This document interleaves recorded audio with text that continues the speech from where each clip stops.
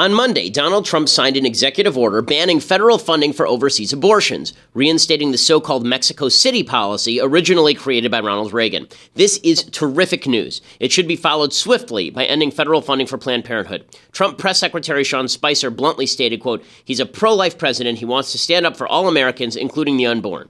We can certainly hope that Trump's action on Mexico City policy is not a one-off, and it shouldn't be, because here's the truth. More and more Americans are now pro-life. As Guy Benson of townhall.com points out, a new Marist poll shows 83% of Americans agree with Trump's actions here. 52% of Americans want to limit abortion to rare cases. Another 22% want to outlaw abortion after the first trimester. Under 40% of Americans think abortion is morally acceptable, and there is no gender gap on whether abortion is morally wrong, despite what the Women's March organizers would have Americans believe. So, what's changed? Why are so many Americans now pro-life? Because science. Ultrasounds have made it impossible for Americans to deny any longer that abortion does not destroy a human life. Ultrasounds show the reality of fetal development. Heartbeat by week 6 is a pretty obvious marker. It's no wonder that a reported 78% of pregnant women who see an ultrasound of their child say no to abortion. So naturally, the left wants to end ultrasounds. Planned Parenthood has fought 3D ultrasounds for years. That's the amazing technology that allows you to see your kid's face before birth. As Dr. L. LaCroix of Planned Parenthood recently said, quote, "Abortion is a hard enough thing for any woman to decide without the torture of seeing the baby on an ultrasound screen." Torture? How about reality? But according to the pro-abortion left, reality must be ignored. Today, The Atlantic ran a bizarre piece by Moira Weigel titled in Orwellian fashion, quote, "How the ultrasound pushed the idea that a fetus is a person," which is somewhat like saying how the microscope pushed the idea that cells exist, or how the Hubble telescope pushed the idea that there are stars outside our solar system, or how human eyes pushed the idea that the Atlantic is fully insane. The fetus is a person. An ultrasound is a piece of technology that allows you to see the person. The piece itself is actually even worse. Weigel writes, quote, "What is a fetal heartbeat, and why does it matter? Fetal heartbeat measures are based on two assumptions. First, that an ultrasound image has an obvious meaning. Second, that any pregnant woman who sees an ultrasound will recognize this meaning. Science does not bear out either assumption." Well, yeah, it sort of does.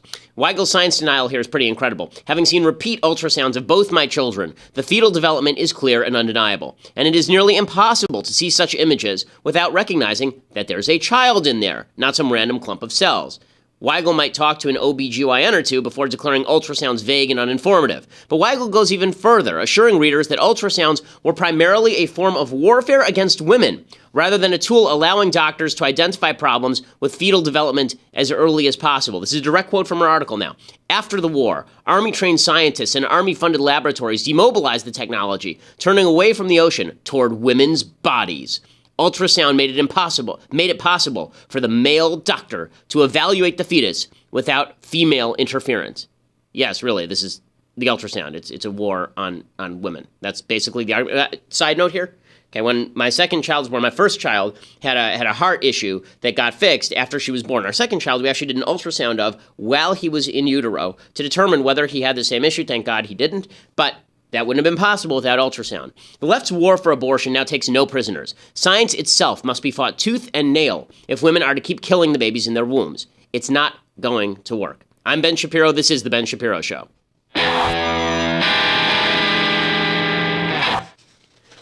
Here we are, and so much to get to. It's going to be an epic episode today of Good Trump, Bad Trump, because finally, Trump's president, so we don't have to speculate any longer about what he's going to do and what he's going to say as president, because now he is. And there is so much to talk about, because he's really active, which is great. You know, good for him. He's actually getting to work. He's not futzing around, so that's a good thing, and he's doing some things that I like, and he's doing some things that I don't, but we'll talk about all of that. First, we have to say thank you to our sponsors over at Legacy Box. So, for years, I've been saying to people that it is imperative that if you want to ensure that your family memories are preserved for posterity, you actually have to go preserve them. You have to go put them on a DVD or a thumb drive. You have to make them accessible. You don't want the old tapes just moldering out there in the garage. Well, Legacy Box actually makes that happen in affordable fashion, in safe fashion. They're fantastic. The way that this works is that you load Legacy Box up with all your old tapes and films and pictures and audio recordings, and then you send it back to them. And you get it back in a couple of weeks on a DVD or a thumb drive,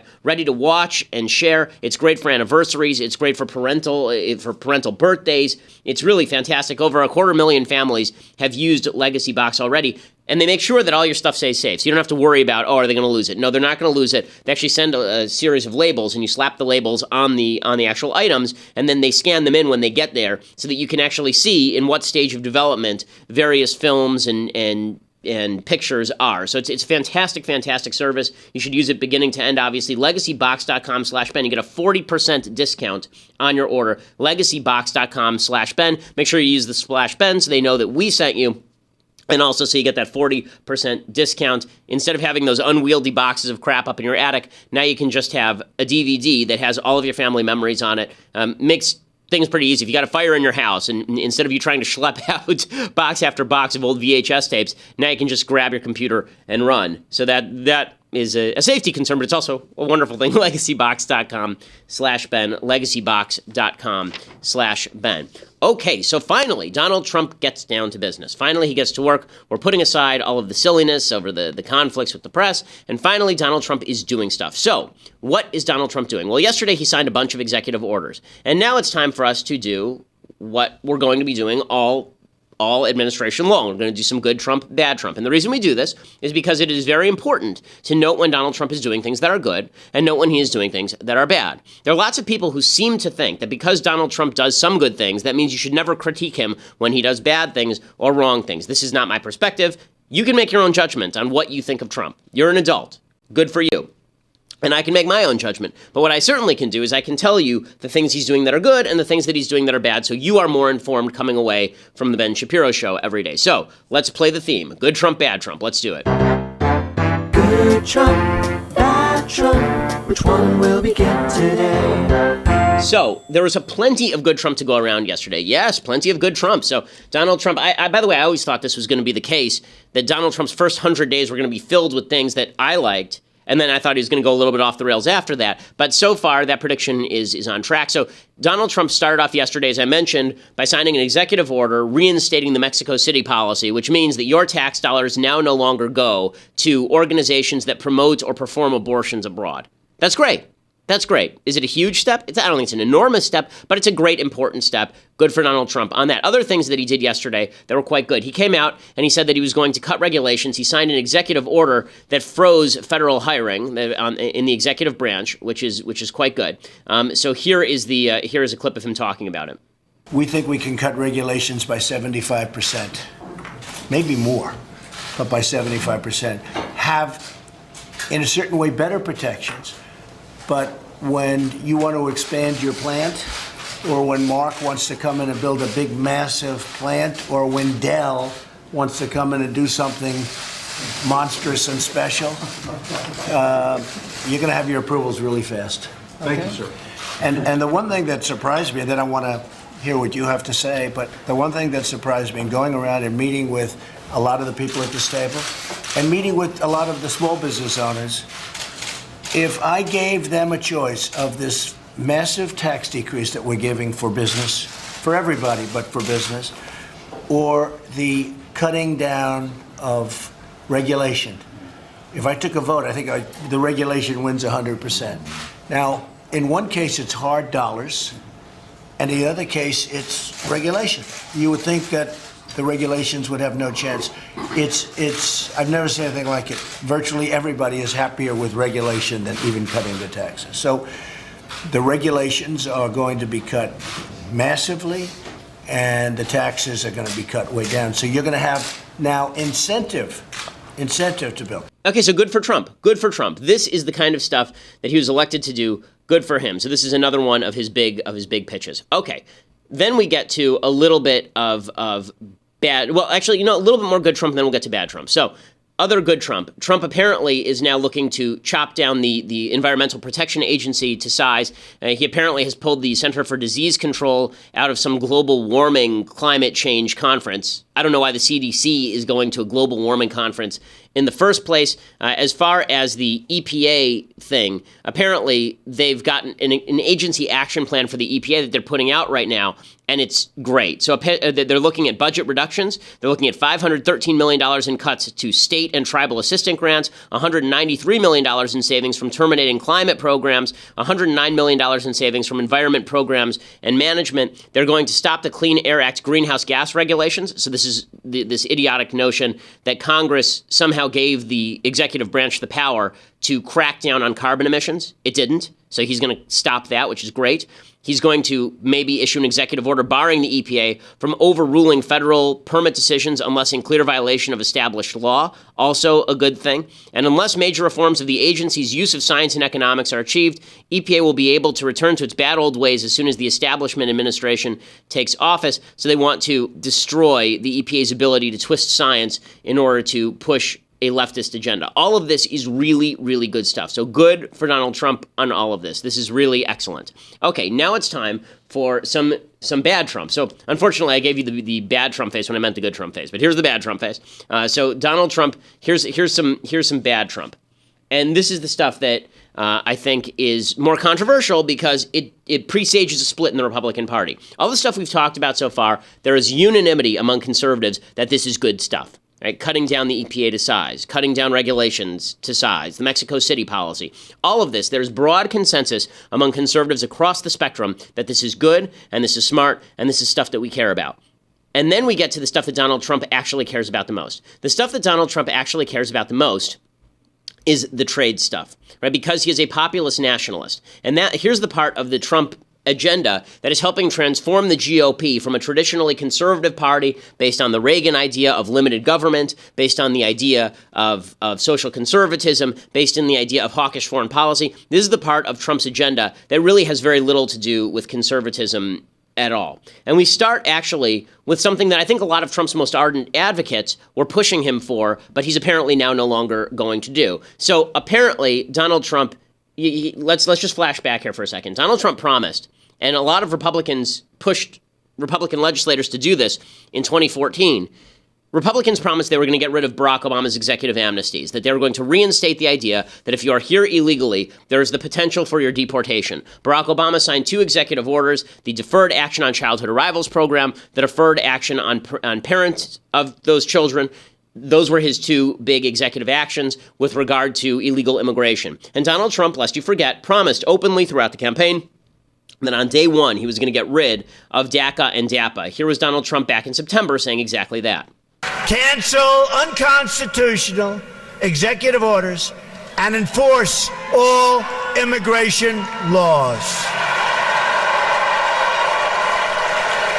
We will immediately terminate President Obama's 2 illegal executive amnesties in which he defied federal law and the Constitution to give amnesty to approximately 5 million illegal immigrants. 5 million. And how about all of the millions that are waiting online, going through the process legally? So unfair. So, Donald Trump said that way back in September. Now, here's what happened yesterday. Sean Spicer came out and he said this is not a top priority. He said, we're not going to get rid of these executive amnesties. Excuse me. We're going to leave them in place. We're going to make sure that we pass some legislation that fixes the whole thing, but we're basically going to leave them in place. That was not his pitch during the campaign. And here is the problem. What this now creates is more of a magnet to drive people north of the border, which is what Trump contended during the entire campaign. Mark Krikorian, who's a big Trump advocate, and he's at the Center for Immigration Studies, his big piece up in National Review today, talking about the fact that this is actually a big walk back by Trump. This is Mark Krikorian. Politicians will always disappoint you.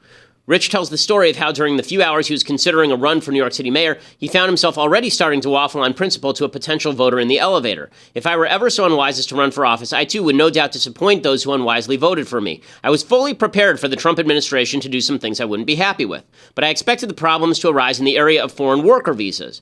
The president, while running for the nomination, made lots of statements about that. What I did not expect was for Trump to break an explicit promise regarding his headline issue on the administration's first business day in office, but that may be what's happened. And then he quotes exactly what we just showed. He said, immediately terminating the program wouldn't necessarily have required an executive order, nor would it require rounding up and deporting DACAs. ICE has enough to do already. But ICE, right, the Citizenship and Immigration Services, which handles the 2-year renewable amnesty program, could easily have stopped processing DACA applications, both for renewals and first-time applicants, until further notice. But that has not happened. Instead, USCIS said we are still accepting and processing DACA requests under existing policy. So the way DACA works is you send a paper into the government, you say I'm here illegally, and now action on you is deferred. Trump could have paused that program.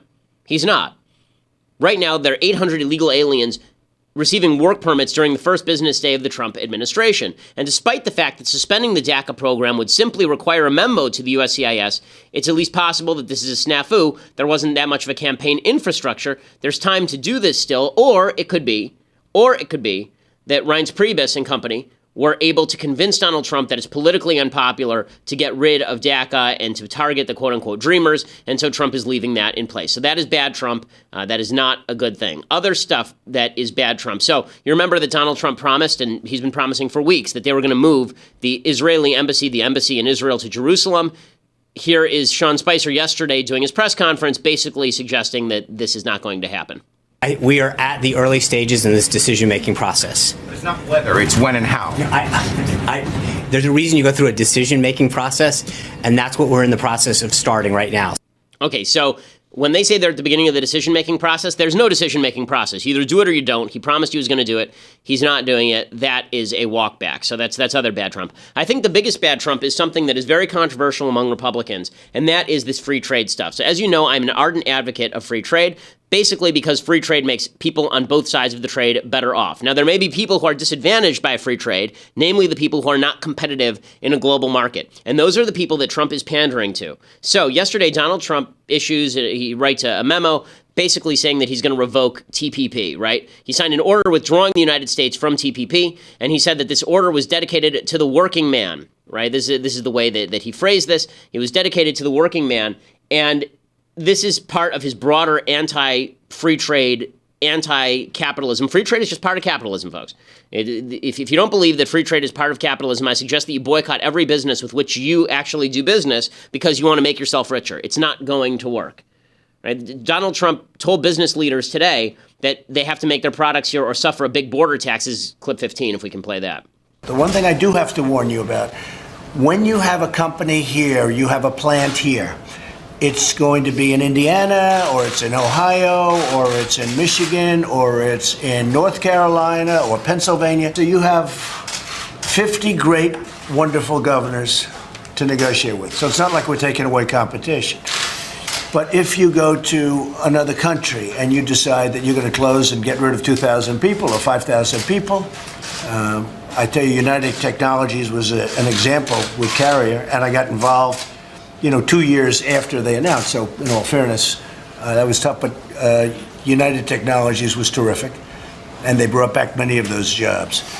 But TPP, and he wants to kill TPP. Now, I've said that TPP should be renegotiated because Obama negotiated the thing, and Obama had all sorts of secret clauses, apparently, that contained a bunch of provisions that Americans don't like. It should be subject to Senate approval. It shouldn't be the sort of situation where the president just gets to go sign a big trade treaty. The Senate should have to actually approve it. I believe in how the Constitution was meant to work. Those are procedural and content aspects of the TPP I don't like. Trump is just pulling us out. Here is why this is silly. What this ends up doing, China was not a party to the TPP. Trump says we're in competition with China. Trade makes the people who are involved in trade better off. So, instead of us now having a big regional trading bloc in the Pacific, now China is stepping in, and China is now trying to create a reverse TPP with all of the countries that we were trying to create a free trade agreement with. So we killed our own free trade agreement in favor of bilateral trade agreements, which are harder to negotiate and organize in certain ways and don't create these vast free trading swaths. Instead, now we have to negotiate with Philippines, and now we have to negotiate with Korea, and now we have to negotiate with each one of these places bilaterally. They have less interest in doing that than they would in being able to have access to 10 markets,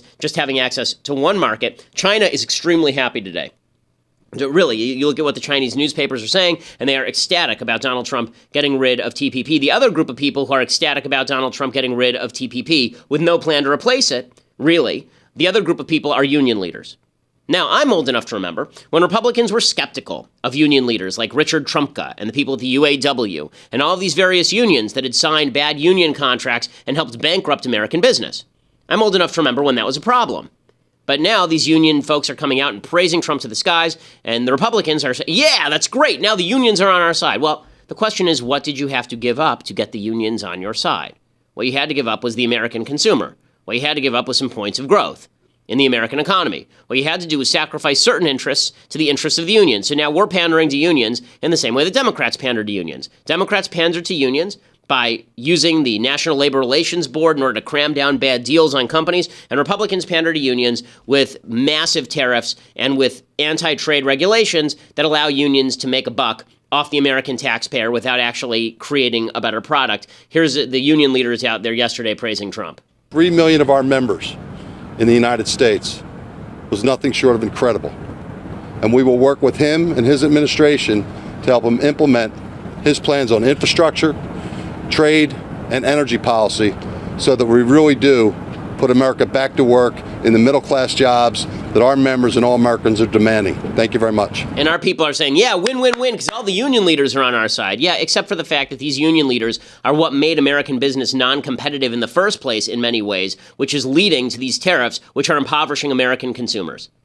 You want to know why Carrier shifted jobs down south? It was because of bad union contracts. It wasn't because of global competition as much as it was because of those bad union contracts. Trump is helping out those unions, but he's not helping out the American consumers. I know there are a lot of people on our side who care more about winning than they do about, basic principles. But the fact is that winning requires you to win on behalf of a principle. So I'm not sure what principle it is that Trump is standing for on this one. Again, the reason that it's good Trump, bad Trump is because he's doing some good stuff and he's doing some bad stuff. This is just a thing he's doing that is shifting the Republican Party and the nature of it. We'll talk more about the shift in the Republican Party and the nature of the Republican Party. We have to quit Facebook right now. I just can't quit you, but we have to quit Facebook, unfortunately. Go over to dailywire.com right now and subscribe. $8 a month. Annual subscribers still get a free signed copy of my book, True Allegiance, and I have another book that's going to be coming out pretty soon that is going to be available for a discount for subscribers. dailywire.com to check it out. Plus, be part of the mailbag in a couple of days, and you can send your emails in now to be part of the mailbag. You can watch the rest of the show live, and we're starting a Shapiro store anytime now, so all those goodies will be available. dailywire.com to join the most popular conservative podcast in America.